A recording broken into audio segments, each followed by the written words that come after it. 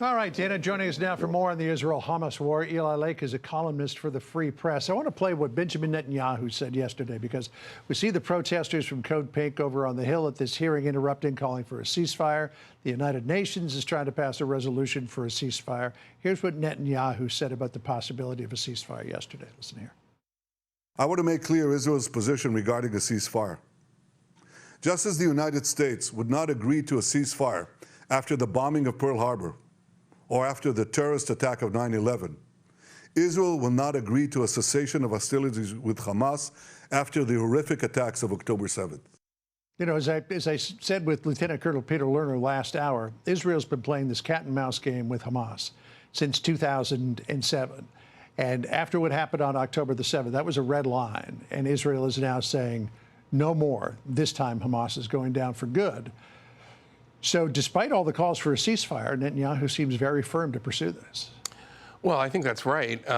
But it's, I think, a larger issue, as you saw in the last report.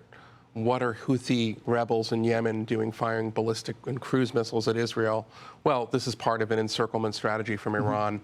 So while it is imperative for the survival of the Jewish state to destroy Hamas in Gaza and see to it that they cannot have a safe haven in this strip of land that borders the Jewish state, there has to be a larger strategy that's not just Israel to take on what was once referred to by the King of Saudi Arabia as the head of the snake, and that's Iran.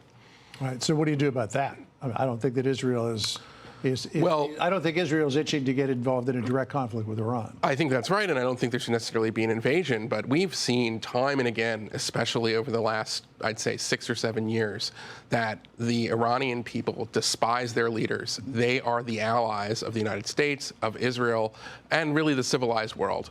So there has to be a more coordinated political strategy that tries to embolden and strengthen and fund and do what we can to support with Iranians in the lead inside of the country, and then an understanding that they're really, you're not, if you're a Hamas leader, you shouldn't feel safe wherever you are. If you are a leader of Hezbollah, you shouldn't feel safe wherever you are, and it should be seen as one big kind of war. I think that's the sort of larger strategic point, and that's really, it's for the United States to be the heavy lift on that. They're the leader of the U.S. is the leader of the free world, not Israel. So Israel has to deal with Gaza now, but it's part of a larger context. But Joe Biden won't even talk tough toward Iran. When asked about it, he says don't.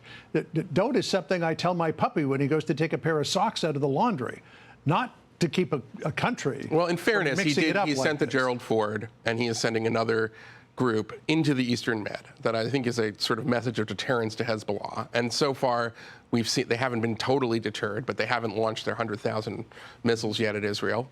Hopefully that stays, but I think that the problem that you're getting at is that right now there's a lot of short-term thinking in the Biden administration, let's prevent a wider regional war, but there has to be some sort of recognition. We're in a wider regional war, and Israel is the canary in the coal mine on that. But it also seems to be, let's preserve the relationship with Iran because we want to try to get it back into a nuclear deal. Well, if they think that they can preserve the relationship with Iran, they are deluded at this point. And my hope is that with, Rob Malley, who was the chief envoy now apparently on the outs in this investigation, that we're going to see hopefully a kind of come to reality moment for the Biden administration that they cannot get this deal that Obama signed in 2015. Yeah. You got to wonder why they keep pursuing that one.